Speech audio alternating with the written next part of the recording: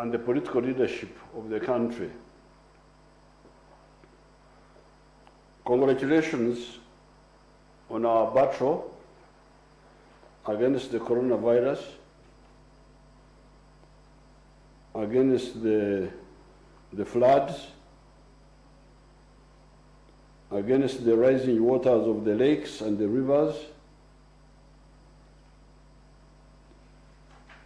against the landslides,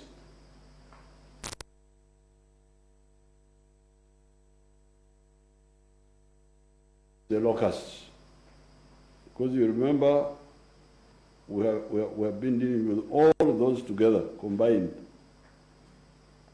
for the last 6 months or so. The locusts have been defeated by the UPDF, and the floating islands were cleared by the Minister of Works and Transport. The floods, unfortunately, caused the death of 16 people in the areas of Kasese, Bundubujo, Isingiro, and Kwen. But the government was able to provide relief to the displaced people. The rising waters of Lake Victoria could not damage our electricity power dams because, unlike in 1964, the government had already built the new canal that takes water to the electricity station on the Jinja side, to the Kira power station, which canal added itself to the Western Canal on the Njeru side that takes water to the old power station of Narubari. This enables us to, if necessary, open for 3,000 cubic meters of water per second to flow out. Unlike in 1964, when they could only open for a maximum of 1,300 cubic meters of water per second.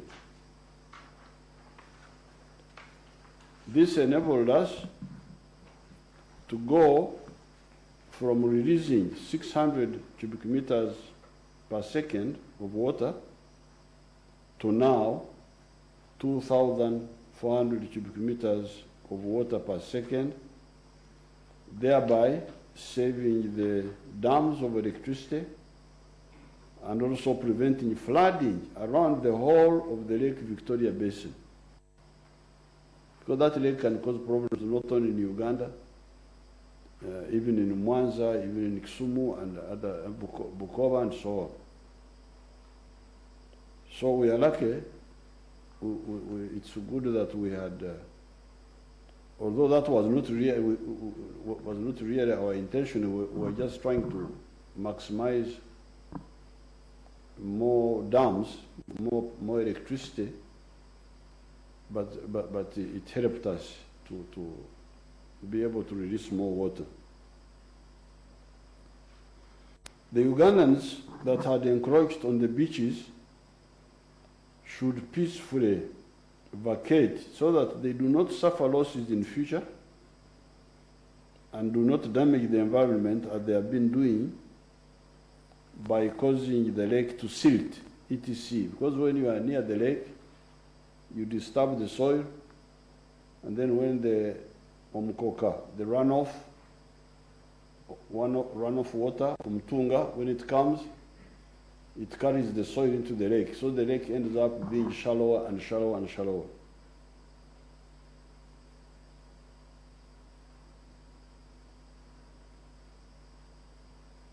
The floating islands were quickly removed by a combined engineering task force led by the Minister of Works, using the magnificent equipment, earth-moving equipment we bought from Japan.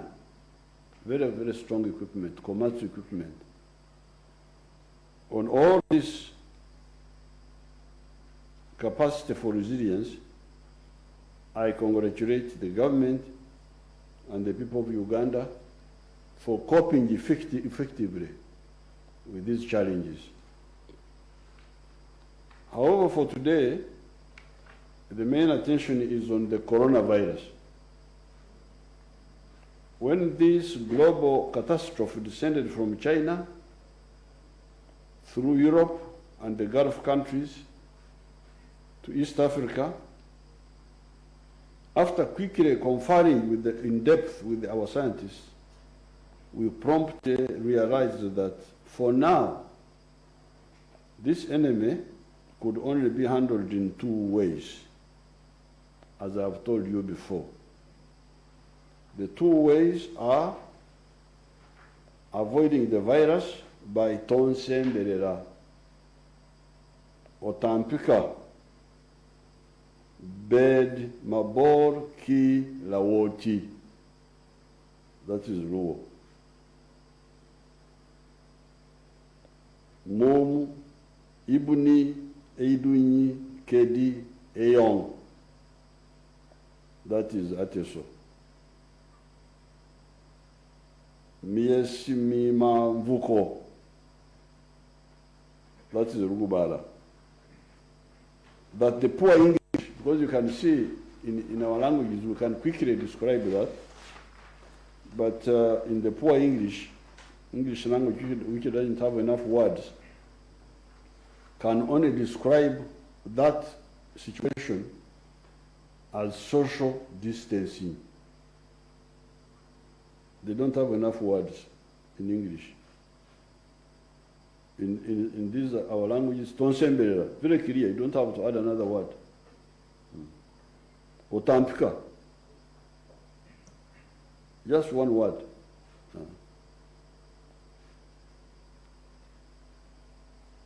So that was one solution. Social distancing, tonsemberera. Then using masks, so that you are warrior, what the poor English language they call droplets. But in our one of your languages we call it warrior. Warrior is different from breath. Breath is another word. We have another word also, omwitio. But warrior, referring to the vaporous breath that comes out of us, that you can see as mist if you blow your breath against the mirror or even glass spectacles.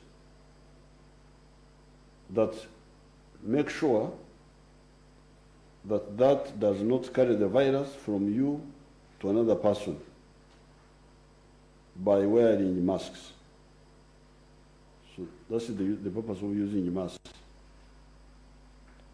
We use masks so that the warrior does not go from me to you, to other people. It stays near me. That vaporous breath. When you are breathing, you don't know it. But when you breathe against the mirror, you will see mist there. So that means that breath contained microscopic droplets of water, of liquid. And it is those that carry the virus.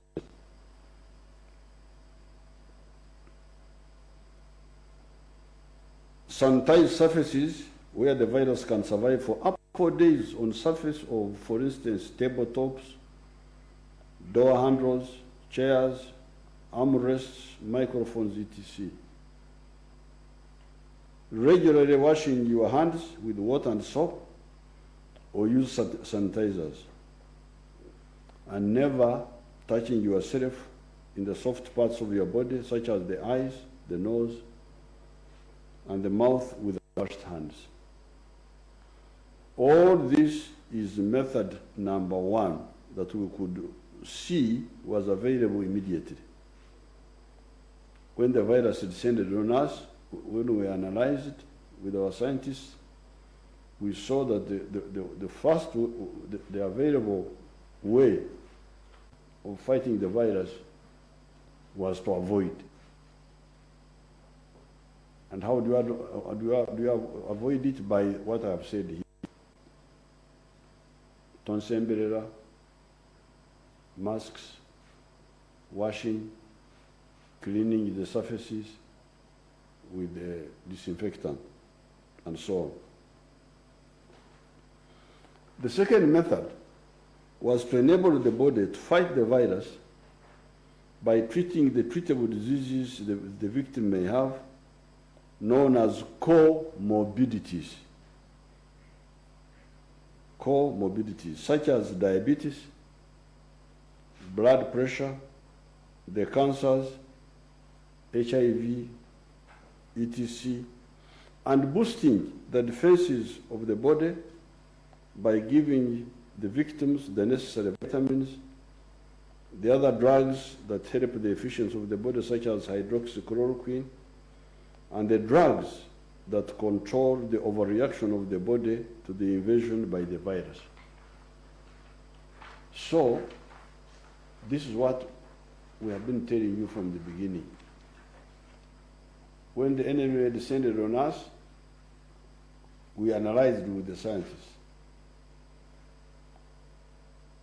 And we looked this way, looked that way, looked at the whole world, the whole world. The scientists of the whole world, they had no quick answer except these two. Number one, avoid. Avoid in the manner I have described here. Number two, fortunately, unlike AIDS,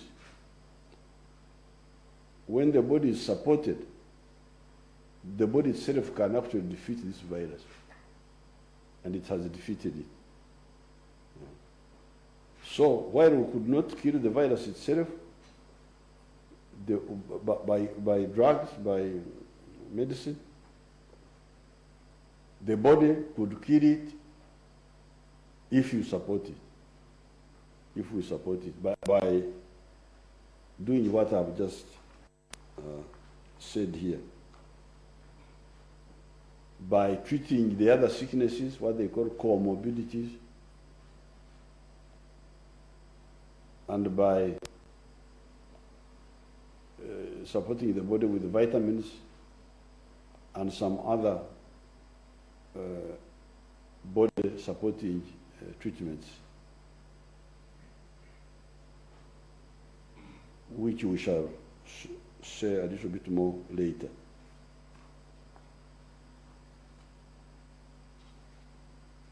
Including controlling the overreaction of the body, because this is a disease which provokes you to kill yourself.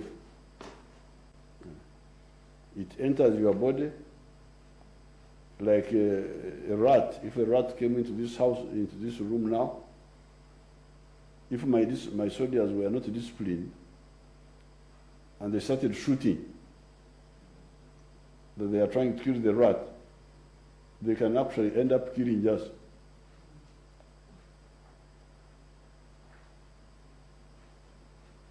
Overreacting.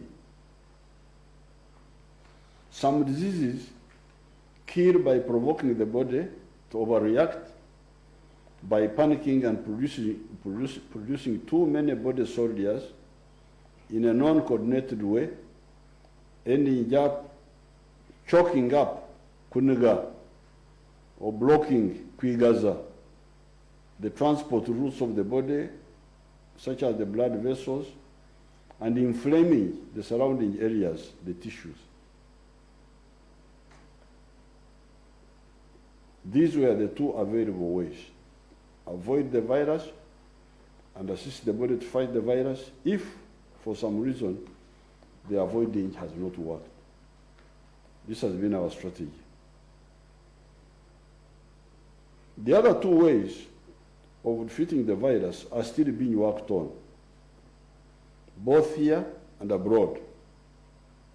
These are the way of a vaccine, kugema, kutsirika, and the way of getting drugs that attack the virus directly and disable it or kill it, rather than just helping the body to fight it. We are hoping for success on the two fronts also. In order to utilize the two available ways, between the 18th of March and the 1st of June 2020, we announced a total of 35 measures in order to avoid the virus and treat the few that could not avoid catching the virus. Those measures were the following, just to remind you, because I'm sure you remember them. We closed all the education institutions. 15 million Ugandans were sent home, and they are now safe at home. We suspended communal prayers in the churches and in the mosques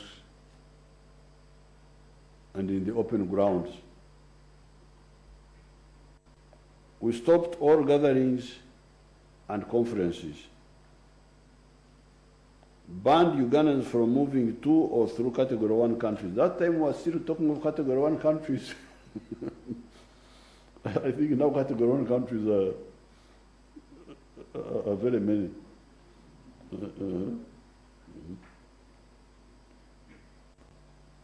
Initially, allowed returning Ugandans provided they underwent mandatory quarantine at their cost for 14 days.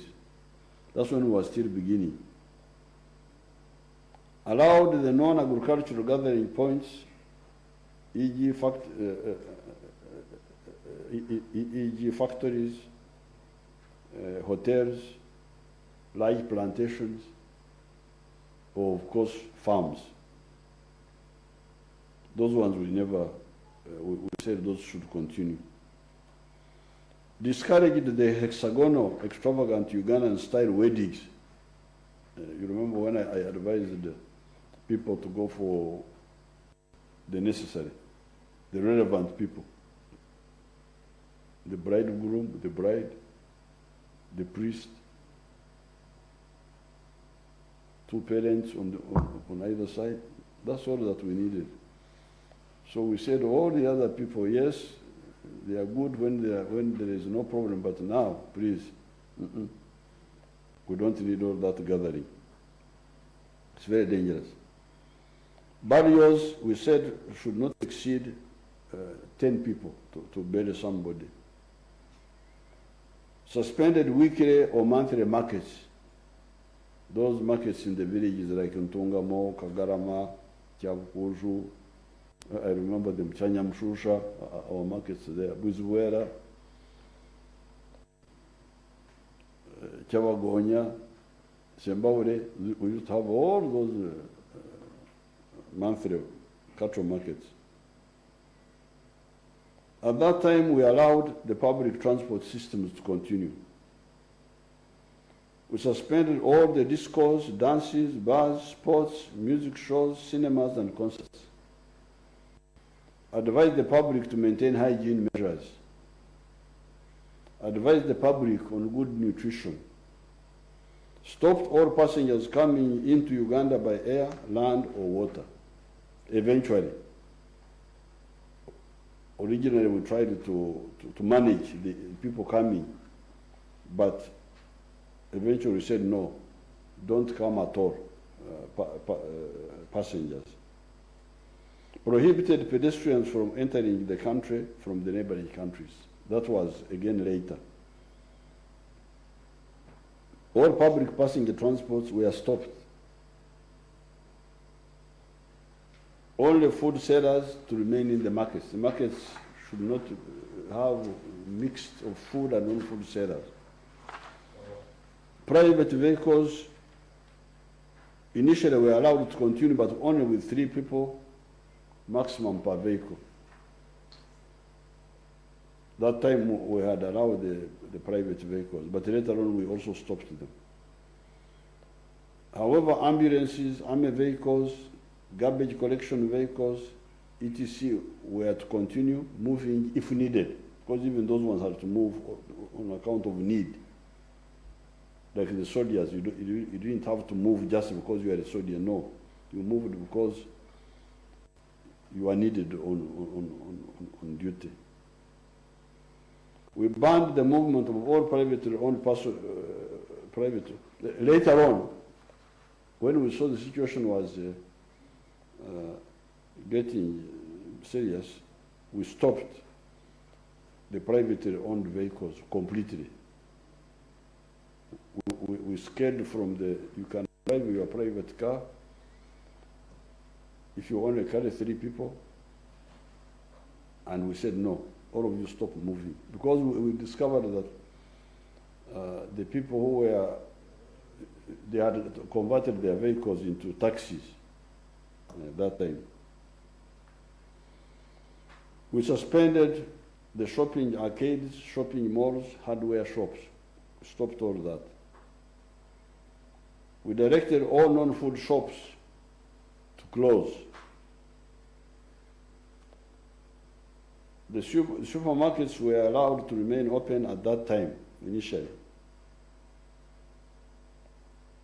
The established food markets in Kampala and other towns were allowed to continue being open at that time. Actually, those ones we never closed. The food markets we never closed. Food markets. It was a deliberate policy. Food is a must. That one is not something that cannot be interfered with. Anything else can wait, but not food and medicine. The food sellers were not allowed to go home during the 14 days, the initial 14 days. Later on, that was again extended. Saloons, lodges, garages were ordered to shut for the subsequent 14 days.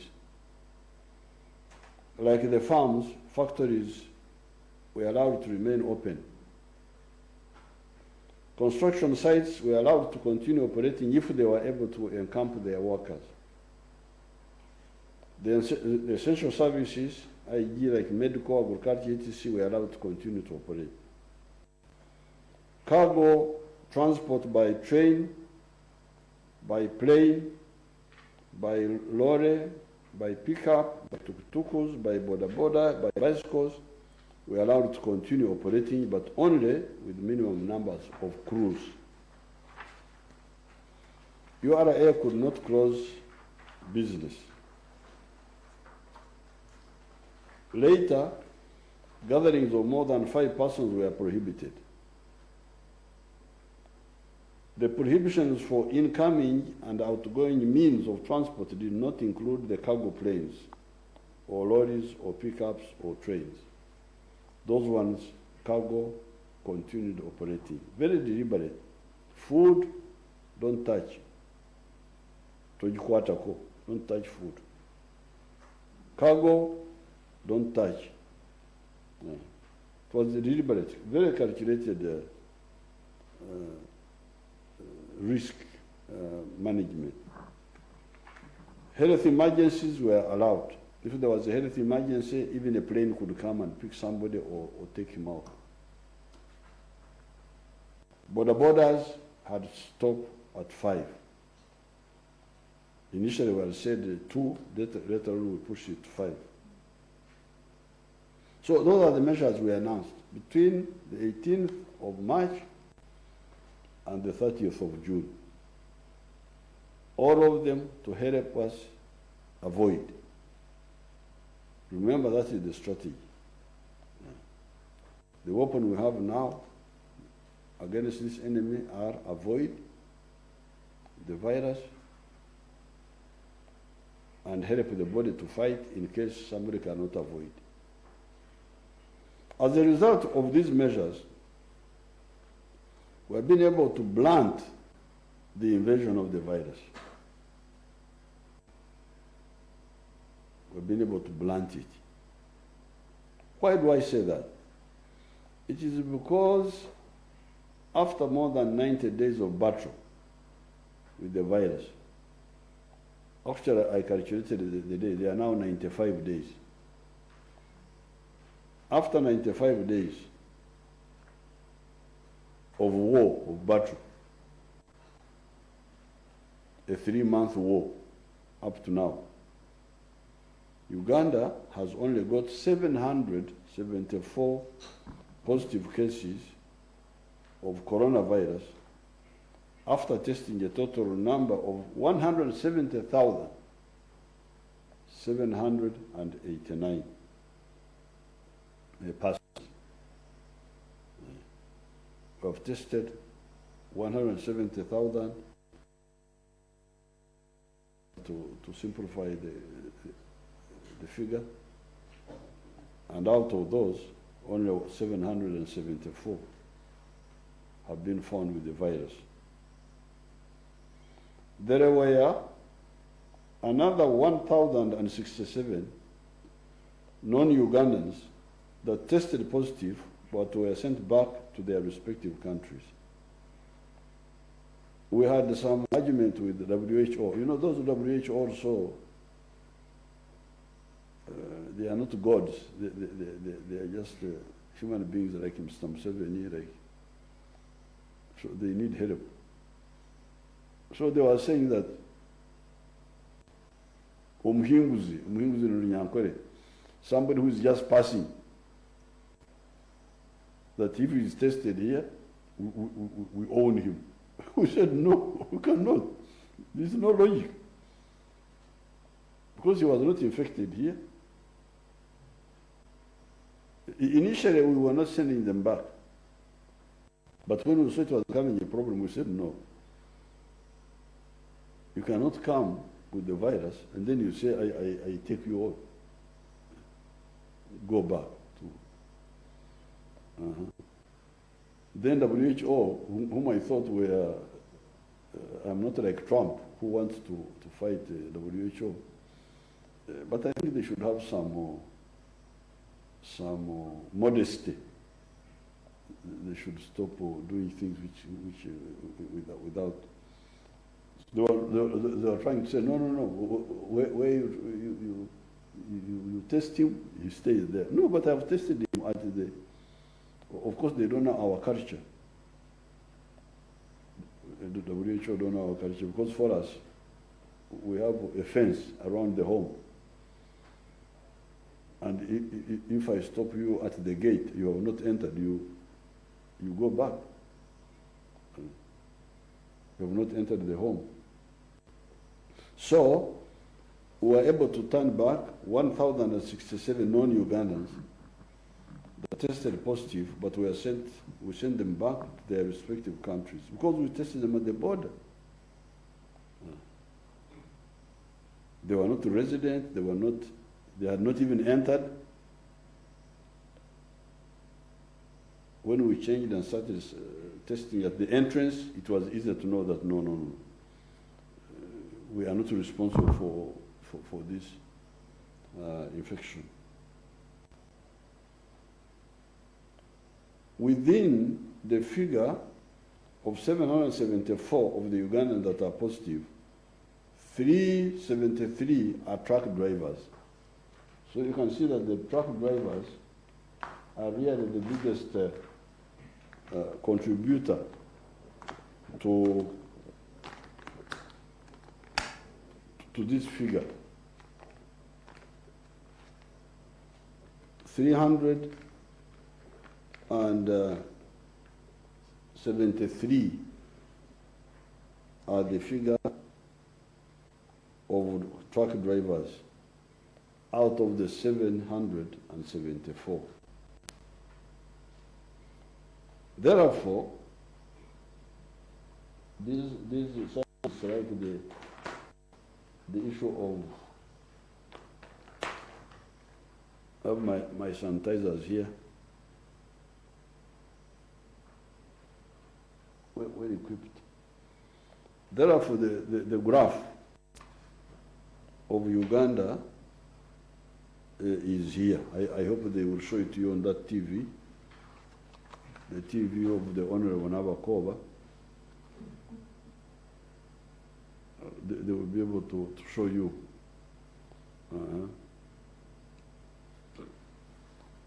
It has gone up a bit compared to what it used to be, but again it is flattening. It is reaching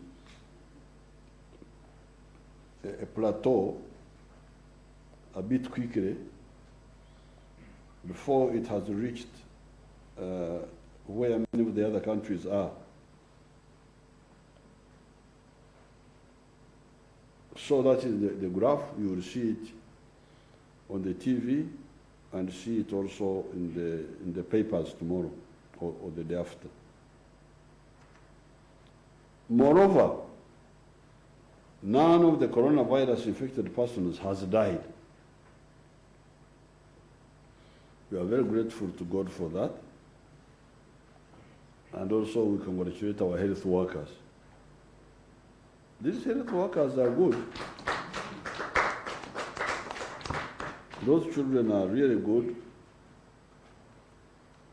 Sometimes I speak with them on the phone, very, very good. You can see somebody who knows his job. Instead,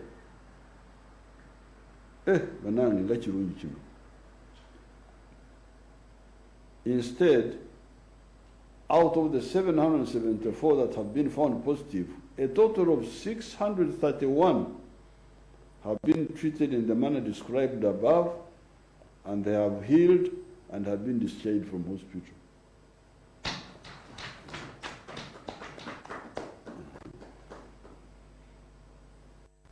Apoyo Rubanga.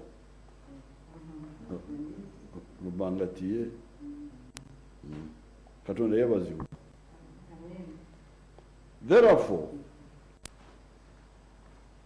as far as the death curve of Ugandans from the coronavirus, the graph of Uganda, together with other countries, is as here below. You can see it there. The Ugandan one is flat at 0 for 95 days. This is where I need to congratulate you, Ugandans.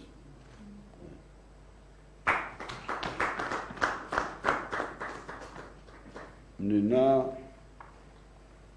okubayozayoza nti mwebala okulwanyisa akawuka.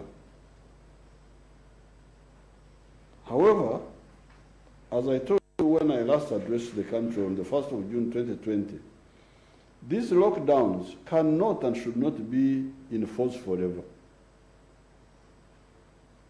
They affect sections of the economy. Therefore, last time, the following measures were directed to be removed or relaxed.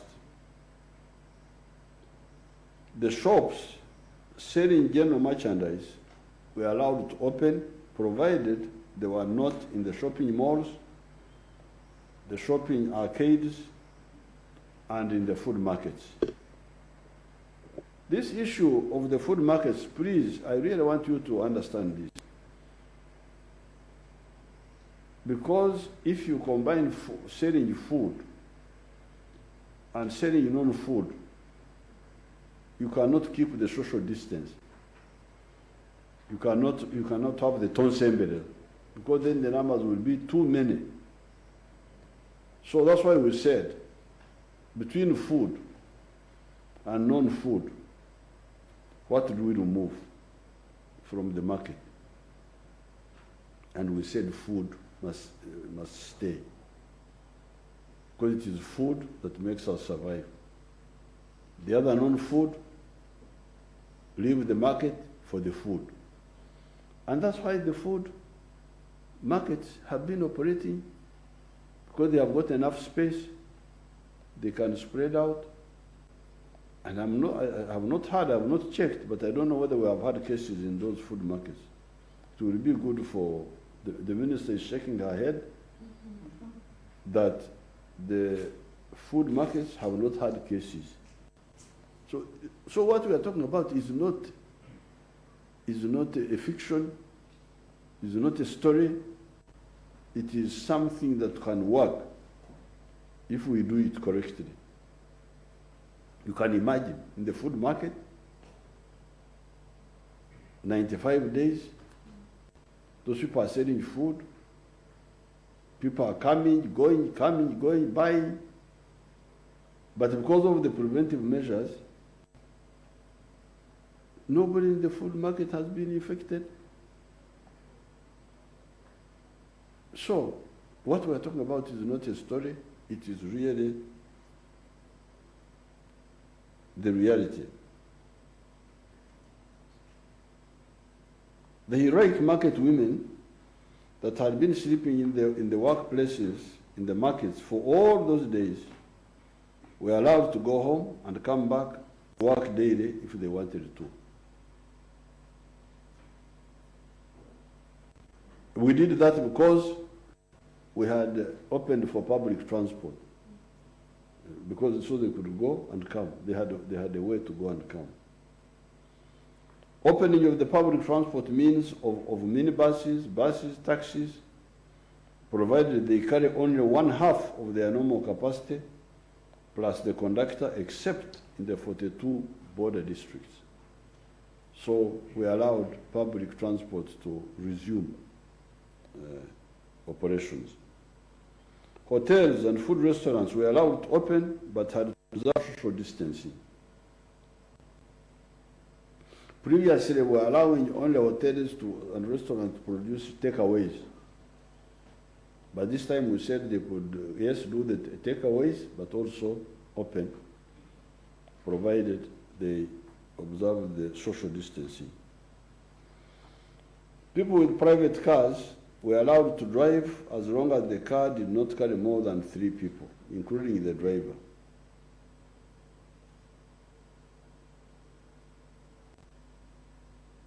However, this relaxation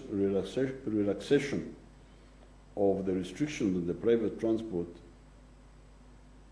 does not extend, or did not extend, to the 42 border districts, including the island districts. Number 6, this time the shopping malls, not arcades, starting with the 4th of June 2020, were allowed to open, provided they observed social distancing. The guiding logic in all this is not wealth, business, jobs, or convenience. Because when I talk to people, you hear some of the people talking of business, jobs, money. The issue now, Ugandans, is not, yes, these are very, very important, but the biggest issue now is life or death. This is the issue. Yeah. This is what you start with. You must eliminate the potential for death caused by carelessness, by this virus. Then you can do other things. This is the guiding principle. Why we do this and not the other one. It is what is guiding us. The guiding logic in all this, I want to repeat, is not wealth, is not business, is not jobs. Jobs were lost and so on. Or inconvenienced. Some people were saying they were inconvenienced. I'm inconvenienced. I've not gone from here for the last 95 days. I'm the most inconvenienced. I've not gone to see my cows. I've not met my mobilizers. I've not met even the Army Council. You cannot call Army Council.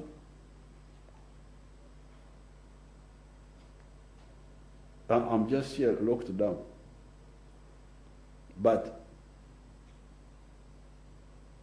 that's not the issue.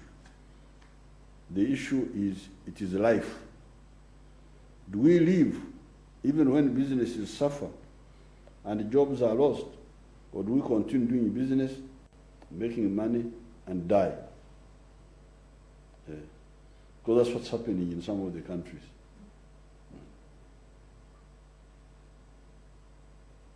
We should not be like a hyena. You know, the hyena, one day it found a woman cooking, and the woman, hyena said, was cooking meat, and the hyena said, "Woman, can you give me some meat?" And the woman said, "Okay, let me, you wait a little, I will prepare." She got a hot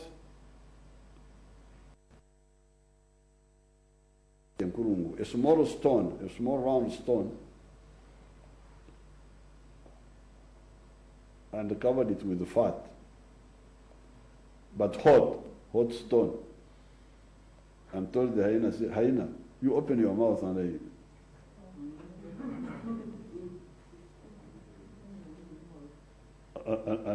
I give you the meat." The hyena opened, and then she dropped the hot stone in the mouth of the hyena, but it had the fat.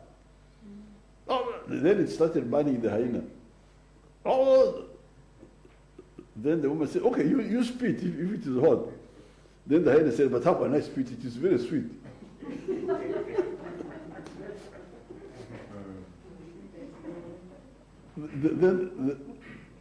Then the woman said, "Okay, if you can't spit, you swallow." Then the woman said, the hyena said, "But how can I swallow? It is very hot." Until it died. It couldn't decide whether to spit or to swallow. We shouldn't be like the hyena. We should not look at money and things and forget life. The issue is life. We should not be like the hyena, which was lured by the sweetness of the fat. The woman would say, "You spit then." Say, "But how can I? Should I spit something sweet?" Then the woman said, "Okay, then you swallow." So, "But how can I swallow? It is very hot." So what do you do now?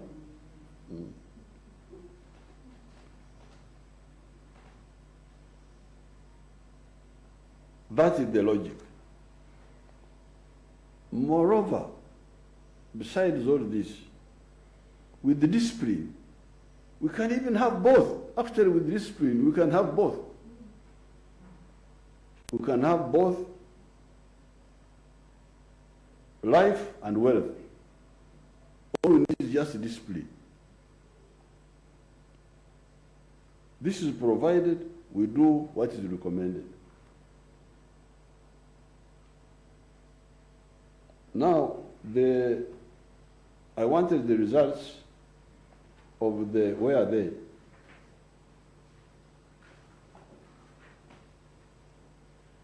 These are the figures which will be part of this document here.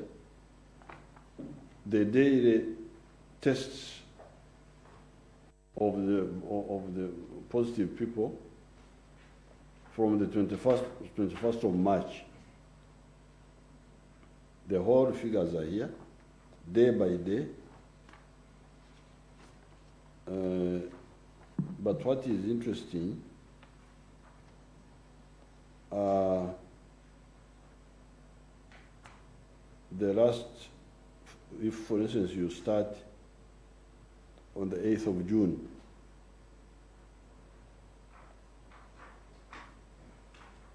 that time, on the 8th of June, we had 6 people who were positive.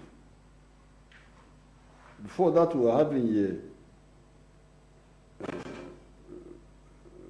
some reasonable numbers. But on the 8th of June, we had 6. On the 9th, we had 4. On the 10th, we had 8. On the 11th, we had 4. On the 12th, we had 3. Where we had the big number was on the 20th, when we had 13. Yesterday, 21st, we had 2. These are from the population, the returnees and the population. But the drivers, even the drivers who have got their own column. 8th, there were 5 who were positive. 9th, there were 4. 10th, there were 6. 11th, there were 3. 12th, there were 5. 13th, there were 6. 4, 6, 2. This was on the 16th, there were 2. On the 17th, there were 4. 18th, there were 5. 20th, there were 2. Yesterday, 21st, there were 2. So these numbers are really coming down. And that's why I want them to be part of the... there's also another column, another line, because these people have given me the three sections, what they call returning travelers, contacts, and alert. Contacts are the ones who contacted who were contacted by the returnees or the drivers. Those are called contacts.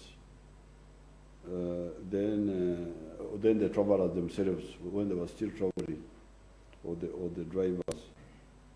And then there are what they call the alerts. Alerts are people who feel the volunteers. Somebody who feels I have sore throat. Let me go and check. So this they have got their own section. The drivers their own section. But there's another section which is interesting. This is called the Field Assessment Survey. This is where you go and the Banyamkole say, you see a bush, you don't know whether there is an animal there, and you go and beat to see whether an animal comes out. So, this field survey, there you go, and they look at an area like Uganda and say, Naruere. Drivers normally stop here. Let's check these people who are here.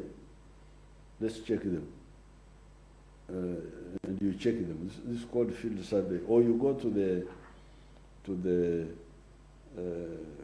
security people, the ones who have been stopping, talking, in the car, the police. Have these people not picked something from these people they were stopping? So when I look at the figures here, it is 0, 0, 0,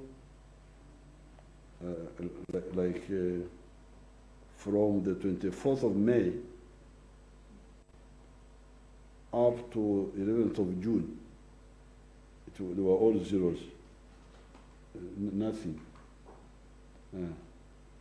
This is interesting because these people, they were checking. It's random, but random which is guided by what you suspect.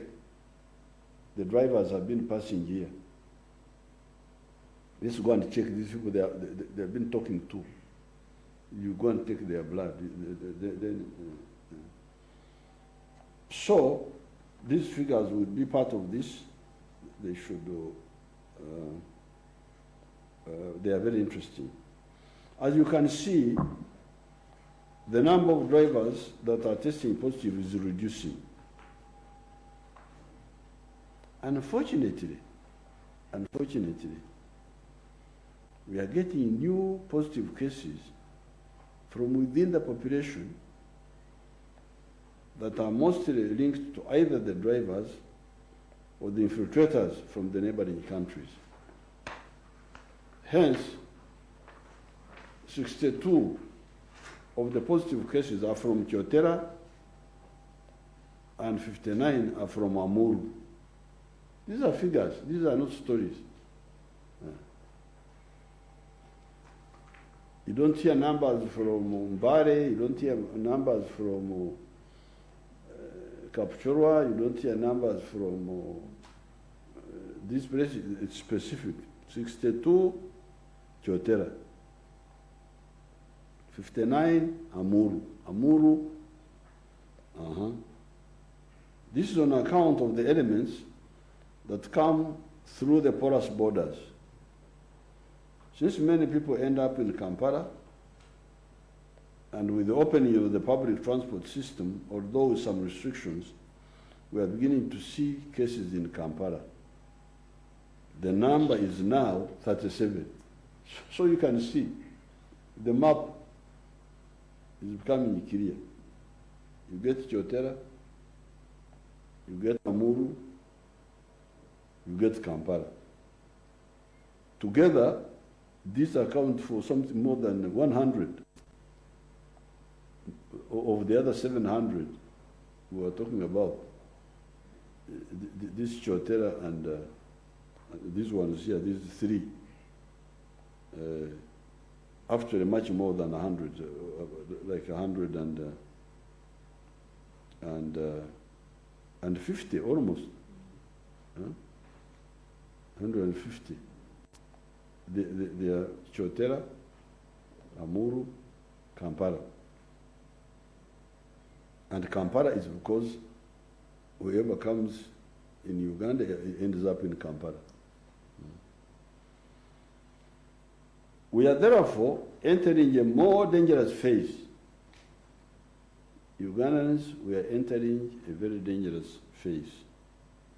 Previously, the problem was from the returnees from abroad, from the drivers, and from those who passed through the porous borders from the neighboring countries. However, with the reopening of public transport and the movement of private cars, we are beginning to get cases of people who are positive, but whose source of infection you cannot easily trace. If somebody picks the infection in a bus or a taxi, where people were not observing the SOPs, how would you easily trace those who were in the bus or the taxi with him or her? That's where the challenge is. That's where the challenge is. Therefore, our scientists have been tasked to audit all the remaining restrictions and advise. In particular, some of the stakeholders have been petitioning the leadership to more or less completely reopen all the activities of the country. People have been coming and saying we should do, these people are suffering economically, this group is suffering economically, this group. Whenever I get such requests, I refer them to the scientists. Here below is their response, the response of the scientists. Topic number one was the adjustment of the curfew time. Some people have been talking about the curfew to either reduce the hours or even remove the curfew completely. Even me, I was beginning to say, but this curfew, what is it for? If the cars are already moving, why can't, why don't we let them move as long as they are three in the car? And as long, I was beginning to think like that. However, the scientists have pointed out the aim of the curfew was primarily to act as an enforcement tool to prevent high-risk nocturnal activities. You see here now, the curfew is not just curfew, it is to stop you from socializing at night. This is how it becomes now medical now. Curfew is medical. It is health. Because if we don't have the curfew, which means we say don't move, then you can go and visit your friend in the evening. And even if the bars are closed, you can transform those houses into bars. Privately operated bars and shared. You can transform your individual house into a bar if you want with your family, and you all get drunk. But the danger is, if you now go to visit the neighbors to be drunk with them, that's where the infection comes. So, the curfew is to stop the socializing at night. That's the main aim of the curfew. Of course, at that time there was the issue like the bars, nightclubs, etc., conducting business, and but also to deter crime under cover of darkness. There's also that side of the crime. The start of the curfew at 7 p.m., just before darkness, and end at 6:30 a.m., just beginning of daylight, was deliberate to deter crime. In this time when these ones, people are having economic problems here, economic problems, without curfew, some can be attempted to commit crime. And in the process of crime, they will not only commit crime, but they also spread. They will be infected and they will infect, because they are moving from here to there to there.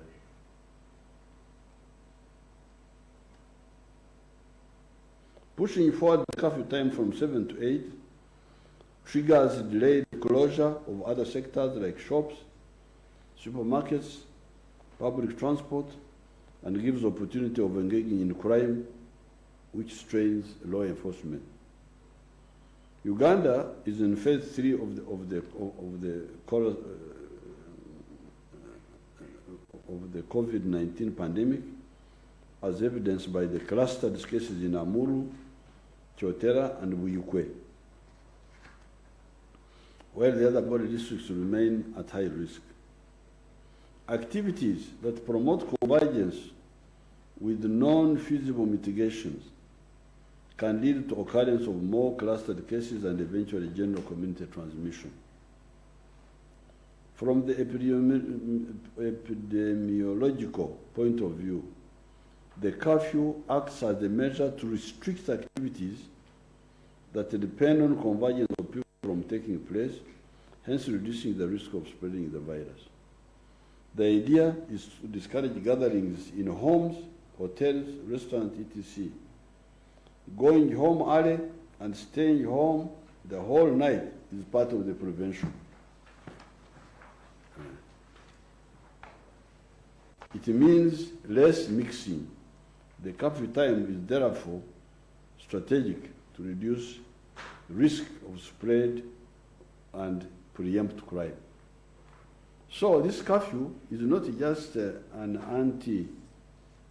anti-crime measure, which of course it is, but it is a medical instrument. It's a health instrument. Go home and stay home. By doing that, you only remain with your family. And when we are isolated in family units, then the infection is less, rather than having interfamily communication linkages. Then there was the issue of increasing the number of people in private cars. The current recommendation is for a private car to have not more than 3 occupants, inclusive of the driver. This can be increased to 4 people in a vehicle. So that one we can adjust. The requirement for masks for all vehicle occupants should be maintained, preferably with natural ventilation. This ventilation, air conditioning in cars, that one, the Minister of Health there will get time and explain to you.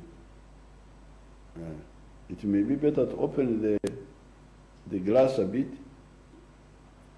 and you get the one from outside. But the minister will explain more, not now, but when she gets her own time. But you can have 4 people in a private car. The border business is one that relies on transportation of goods and people. The border riders and passengers are in close proximity during travel. Yet, physical distancing is an important prevention strategy for COVID-19.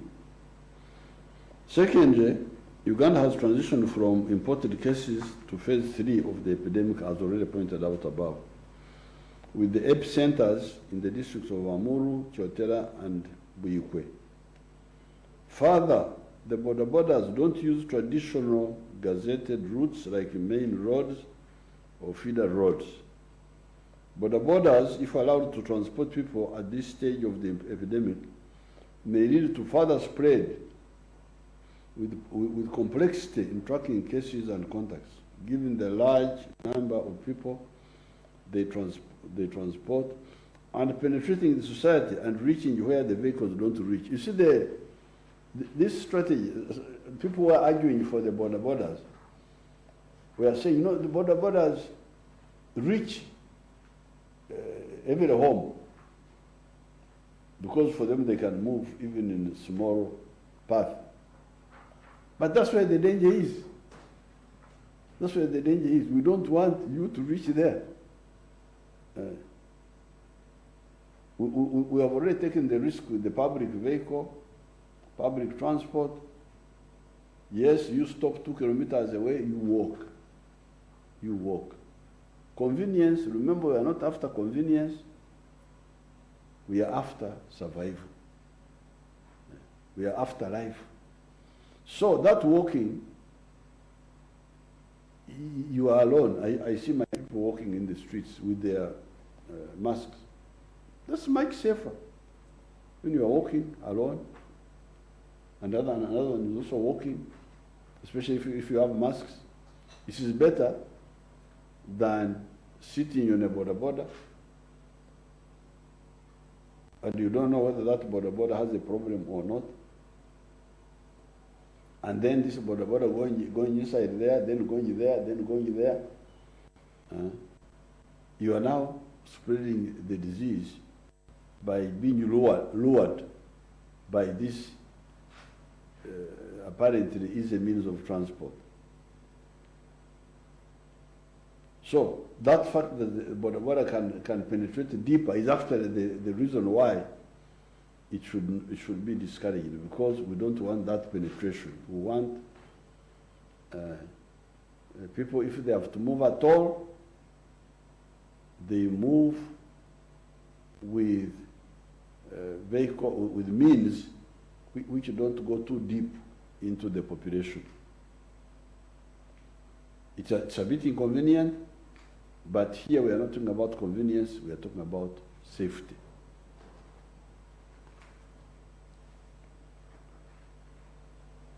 Border,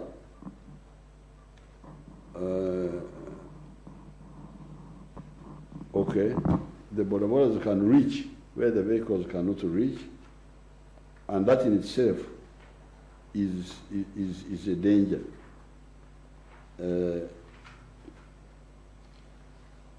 boda okuyingira okusensera mu Luganda mwekiri okusensera eyo boda okusensera mu buyumba eyo munda eyo mu mizigo awo akabi weekali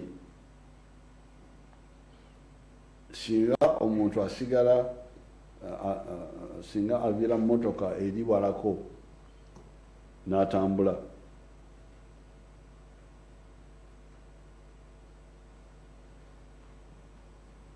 ate n'agenda ewuwe ate emotoka gyatambuliddemu ebadde egoberera ebiragiro bye tutaddeko awo akabi kali wansiko okusinga buno opikipiki okusensera eno neeri bwe wabaawo akawuka awo katambula mangu.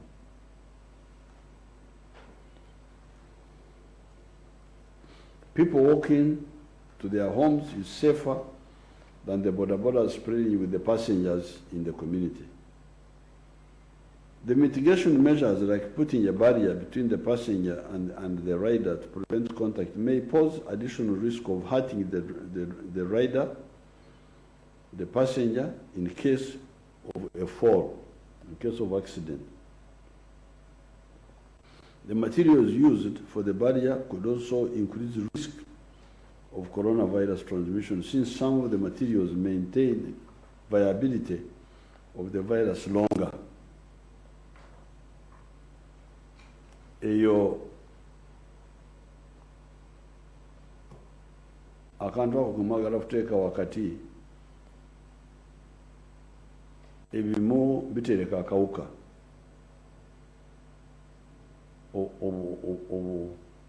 obuglaasi obwo buyinza kutereka akawuka. The innovation of introducing the barrier is applauded. However, there is a need to review the risks and provide further guidance through the SOPs.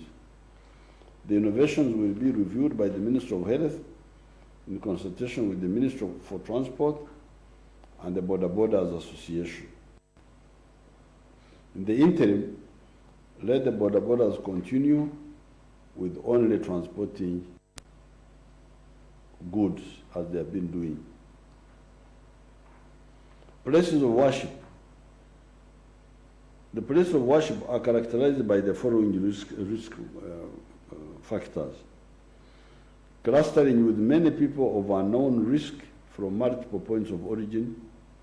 These will open multiple congregations across several religious denominations countrywide and potential fewer infections across the country. 2, difficulty to enforce preventive measures like physical distancing. C, closed indoor settings where transmission is more efficient than in the airy outdoor settings. The various places of worship by nature attract persons irrespective of their nature, lifestyle, and risk profile. Mitigation by use of masks, hand and coughing hygiene may also be difficult to enforce. Complexes, especially special religious ceremonies such as Holy Communion. Finally, contact tracing could be complex in the event of exposure of multiple people to COVID-19, since there are no records or listing of congregants. The restriction on religious gatherings should be maintained and re-evaluated in the last phase of lifting of restrictions. The National Task Force and the Minister of Health should engage and involve religious leaders in the coronavirus response across various levels, given their critical role in shaping societal perspectives and behaviors. So, the National Task Force will be in touch with the religious leaders to discuss all this. But the church gathering, the mosque and church gatherings, now that we have this virus in the population, will be an added problem, while we are still struggling with the public transport. Because we have opened public transport, we have opened private cars to move, we have opened shops if they are not in the arcades. Now, to add all this is to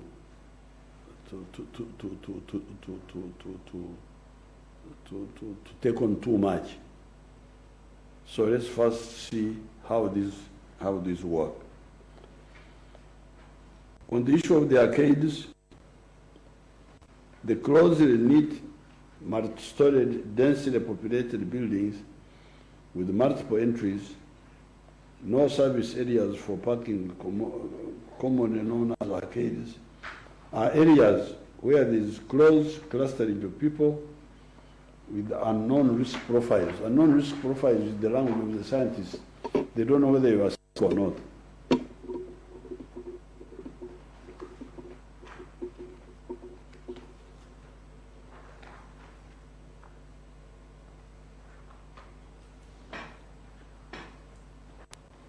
This portion I'm reading was written by the scientists, so although I tried to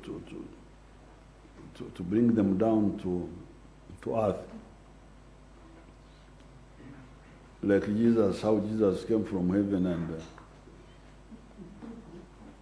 and became part of us, but still their language is there.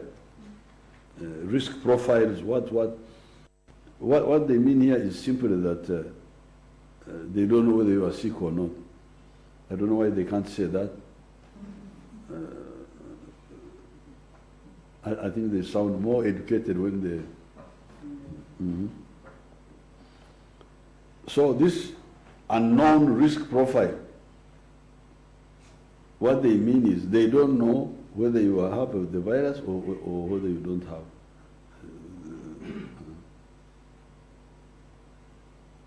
The arcades are interconnected and the ventilation is poor, which increases the risk of transmission of the virus.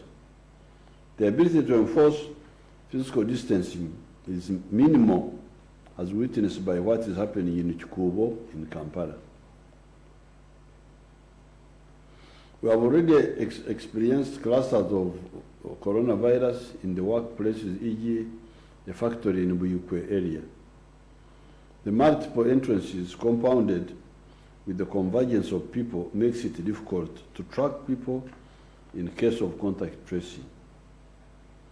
The National Task Force should direct the Minister of Health, Minister of Trade and KCCA to engage with the arcade owners to identify potential arcades to pilot prevention procedures. KCCA, Minister of Health and Minister of Trade should also review and enhance prevention compliance within the open shopping centers, particularly Kikuubo and other downtown centers. On the issue of the mobile markets, they have similar risk profile, same hazard, same danger, same potential danger, like the arcades, due to a high level of clustering.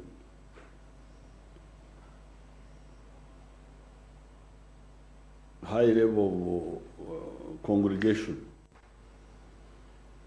Further, they attract people from far and across various districts with the potential to exacerbate the disease transmission. They come from all places.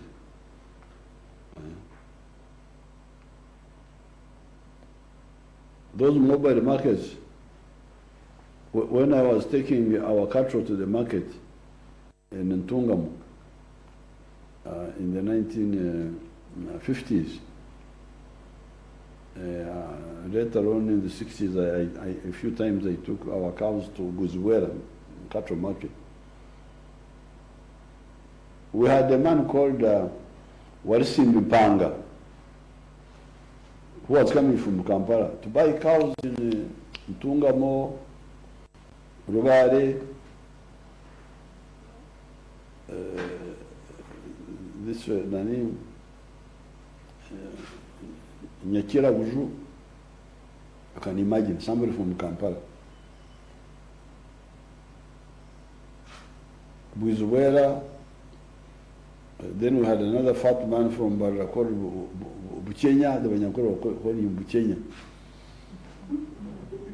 This is because he was Bukenya. From Chirembe Mine, that Chirembe Mine had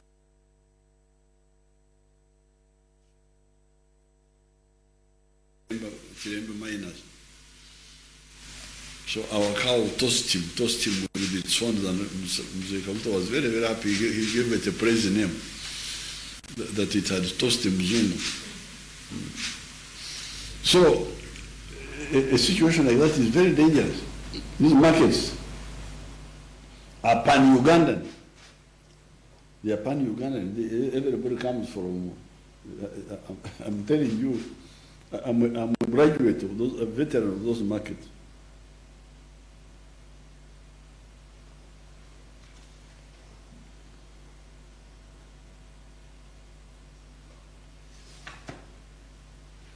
The National Task Force should direct the Ministry of Health, the Ministry of Agriculture, Fisheries and Animal Industry, and the Ministry of Trade to develop options and SOPs to reorganize livestock and other mobile markets, including agricultural produce. Hawkers, food and other vendors. A hawker is defined as he or she who travels about selling food, selling goods, typically advertising them by shouting, "Abatembe, abatembe, ntunda, ntunda." These persons interact with persons in their homes, offices and cars when at traffic lights, stops. The interactions are between people of unknown risk profile. You can hear their language, risk profile. But they mean you don't know whether the one you are talking to, whether he's sick or not. And if one was positive, had the virus, the transmission chain would potentially be explosive. It is difficult to track these persons as they are highly mobile.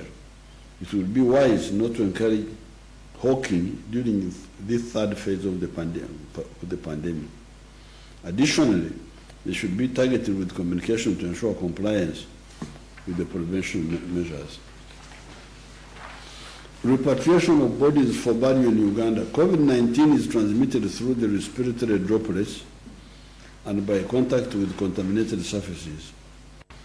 Current evidence suggests that dead bodies do not pose increased risk of transmission if handled with appropriate precautions, including use of personal protective equipment, including gloves, gowns, aprons, and masks, preventing fluid leakage, and minimizing manipulation of the bodies. Bodies should therefore be repatriated if they fulfill the following conditions: medical certificate of cause of death, post-mortem report or comprehensive medical report from the attending doctor, embalming certificate, copy of a passport, identification document, etc., import license, authorization for the director. Import here, you know, these scientists, they are talking of importing dead bodies. So when you hear them talking of imports, don't think that they're importing raw materials or something like that. Let's use the word repatriate, because importing really is madness. You're not importing dead bodies. You are repatriating. These are Ugandans. You are bringing back the body. appropriate packaging wrapped in a waterproof body bag, then placed in a zinc-lined coffin and outer metal or wooden box. The Ministries of Health, Foreign Affairs and Internal Affairs will provide guidelines and coordinated mechanisms to implement the repatriation. The relatives should be advised to contact the Minister of Foreign Affairs for guidance on the process. The accompanying relatives will be required to undergo quarantine and other procedures for incoming persons, and the burials will be conducted following the existing procedures for scientific burials. For the bodies of the COVID-19 victims, the appropriate guidance will also apply. Saloons. Most of the activities in saloons, e.g. hairdressing, massages, etc., involve close contact between dressers and their clients. Saloons also often have many customers from multiple risk profiles. Remember profiles, meaning from different backgrounds and settings. Contract tracing of exposed individuals, if this occurred, could also be complex without the detailed contact information of the customers. The restrictions on saloons should be maintained given the experiences elsewhere. Saloons have been documented to spread infection in other countries, e.g. Ebola in West Africa, COVID-19 in the US, among the others. The National Task Force should direct the Ministries of Health and Trade to engage with the saloon owners to explore options for safety and training. Travel in and out of Uganda for medical reasons, travel into Uganda for treatment. Several people from neighboring countries such as South Sudan may wish to enter Uganda for purpose of accessing medical care. Entry into Uganda has been restricted except for cargo-related handlers such as truck drivers and air cargo crew. This decision was made to reduce the risk of the importation of COVID-19 cases due to the rapid COVID-19 pandemic in all neighboring countries. This risk has increased with the establishment of community transmission. This risk has increased with established community transmission across all neighboring countries. Opening for individuals to come in for care would thus further increase importation of COVID-19 cases. The restrictions on entry across borders should be maintained until the issues above are resolved. Any urgent entry should be handled by the Minister of Health on a case-by-case basis. Travel outside Uganda. Like entry into Uganda, travel outside Uganda will require opening several other related activities, expanding the testing and the quarantine facilities, and detailed SOPs for the screening and authorization of individuals to travel. This restriction should also be maintained. Minister of Health and other relevant ministries should handle requests on a case-by-case basis. Opening of the border districts. Restrictions on in-country travel were lifted for several districts, excluding the border districts. After several weeks of tracking cases and contacts, the Minister of Health has further mapped out the risk profiles across the districts to inform opening of the additional districts. Now, that's their mysterious language. What they are talking about here is that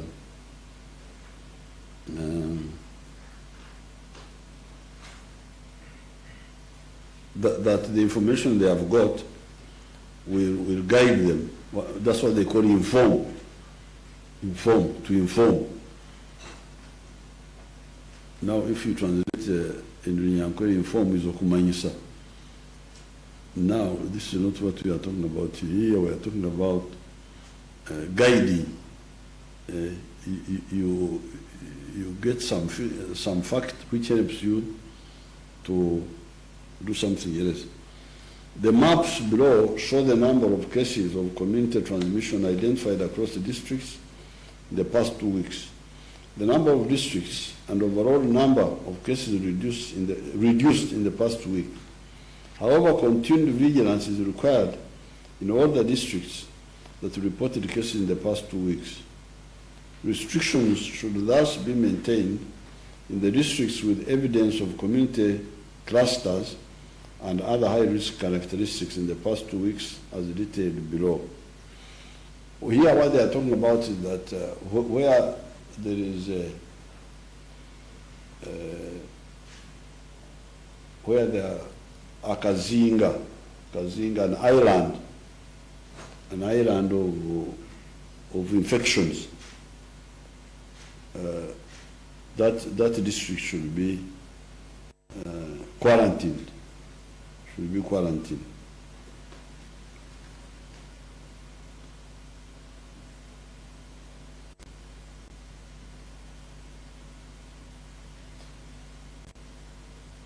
So here below, we have seen districts with clusters or potential clusters of infection.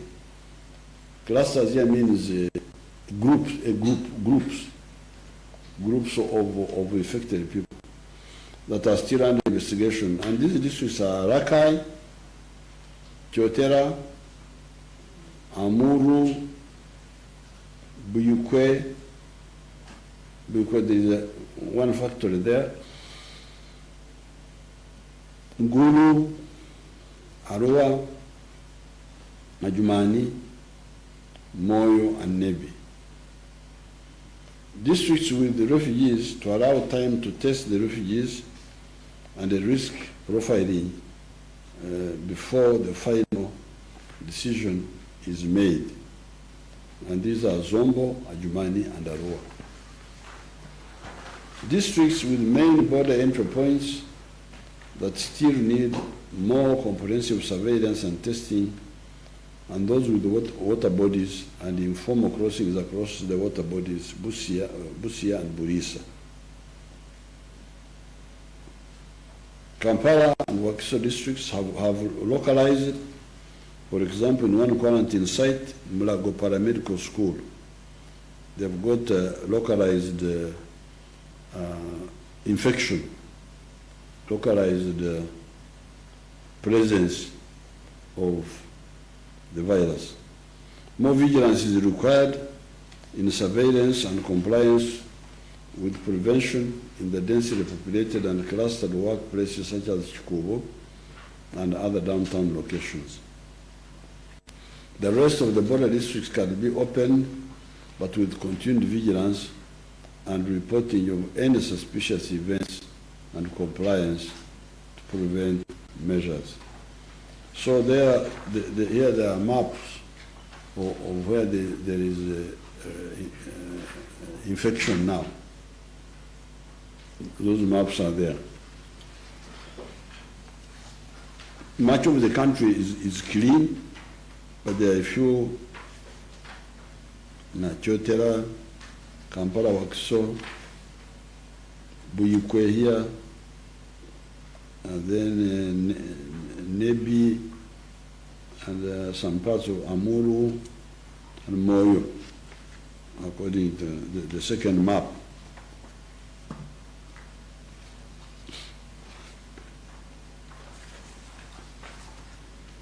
To support the process of continued opening, lifting of restrictions, they need to ensure compliance of the COVID-19 prevention measures, including wearing the face masks in public spaces, hand and environmental hygiene, among others.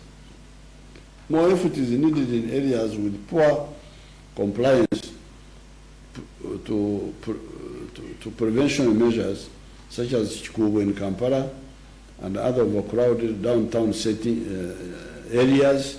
That's what they call settings. Areas, some supermarkets that do not regulate the number of shoppers or enforce use of masks, crowding around smaller shops in suburbs, etc. There are also several people who do not wear their mask properly and leave their nose and or mouth uncovered with the masks hanging on the chin. This renders the masks useless. These incidents of non-compliance pose a risk to all Ugandans and may lead to further spread of the infection. For example, we have experienced an outbreak in one factory with several people affected. Ugandans should know that if the disease escalates, it may call for resumption of the restrictions to contain the disease spread and reduce death among the population. Several countries have reinstated restrictions due to poor compliance and increase in COVID-19 infections, a state that Ugandans should avoid. Therefore, the only safe activities that can be reopened now are the public passenger transport and private cars in some of the 33 border districts that do not have the coronavirus. These are Amdat, Bududa, Bukwo, Bunduwiyo, Bufuma, Hoima, Isinyiro, Kabong, Kabare, Karangara, Kanungu, Kasese, Chikube, Chisoro, Kitugum, Koboko, Kwen, Lamo, Maracha, Mayuge, Moroto, Moyo, Namayingo, Namisindwa, Ntoroko, Ntungamo, Pakwach, Rwanda, Rubirizi, Ruchiga, Rukungiri, Sironko, and Yumbe. Not Yumbe, not Moyo. Or Moyo is not among these. The minister will clarify the list. The minister will clarify the list. So in these ones, we are going to allow now the vehicles, public vehicles to move, and also private vehicles to move, but with the safeguards that are applying in the whole country. So this one is a measure of relaxation, this one here. There will also be a relaxation on the number of passengers in private cars from 3 to 4, including the driver, provided they are all putting on masks. As far as the education institutions are concerned, nobody who cares about Uganda or our children is talking about reopening them as of now. It is just too risky. I'm very hopeful on the front of the vaccine and treatment.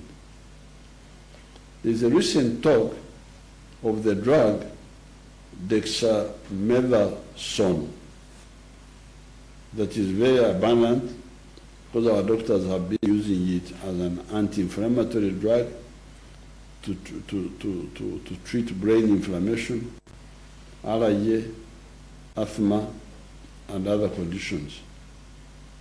Our doctors are studying it, and the search for the candidate drugs with antiviral activities is in high gear. We have given them all the support. With the school population, let us be patient. In the meantime, we are going to launch a big long-distance education program, certainly through radios. We are going to give free radio sets to all the homesteads. Radios will soon be distributed. Also, the printed educational materials will be provided. I was personally in favor of a free TV set per village for the learners. The scientists are studying this on account of avoiding crowding by the learners in the villages, which may be a source of spreading the disease. They said the radio set was better because it was per household.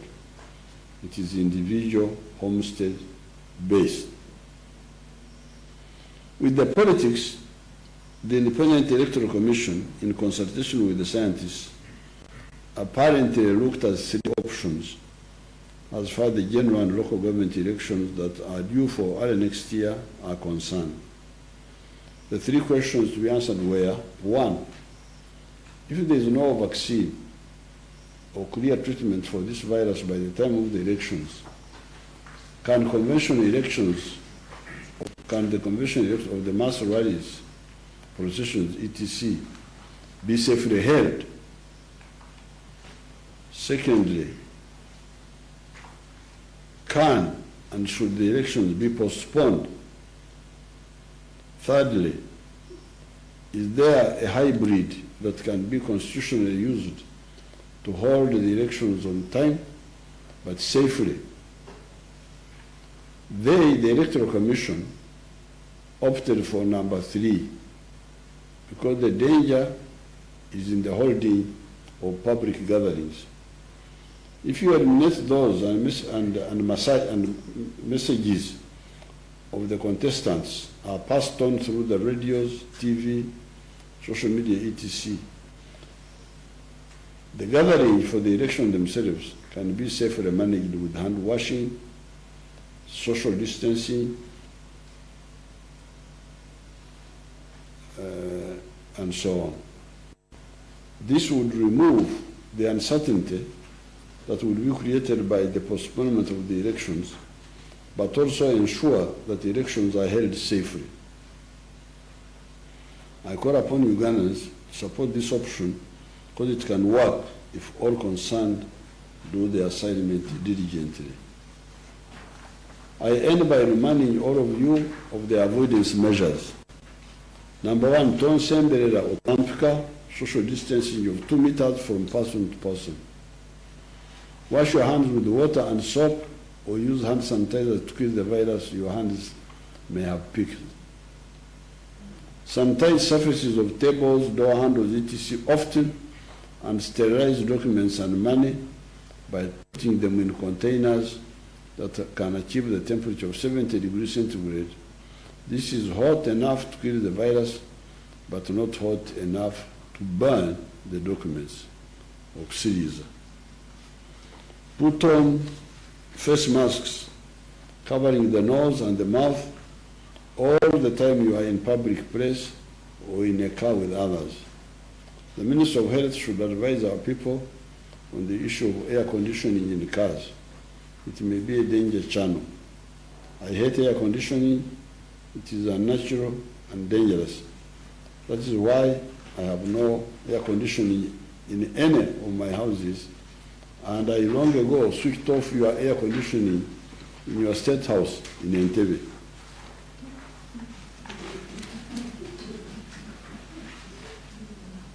Number 5, never touch your nose, your mouth, or your eyes with unwashed hands. Recently, on Heroes Day, Mzee Sedunga of the Veterans Association said, in quotes, "Obulwadde terulina magulu yefe ababutambuza," end of quotes. The coronavirus has no legs. It is us that transport, meaning spread it by our carelessness. We have done well. Let us not relent when we have so far succeeded. The Acholi proverb says, "Agulu pi to idogola," end of quotes, which means that the water pot breaks when you are about to deliver the water into the house, yet you have successfully carried the water from the well from so many kilometers away. The Uganda one says, "Obwato ufa magoba." The canoe sometimes breaks when you are in sight of the shore, when you are about to arrive. The Runyankore one says, "Walemero hake nkeyazalira kenda." You failed narrowly to achieve your target, like a cow that delivers a premature calf when the ninth month is just beginning. We are about to succeed let us not relent. The categories of our people that are affected by the lockdown, such as the saloon operators, private universities, private secondary schools, private primary schools, should be registered so that we can see how to get them, not free money, but cheap capital when their activities resume, or even help them to do other activities. The ministers of gender and education will follow up with this. God bless Uganda. God bless Africa. I thank you.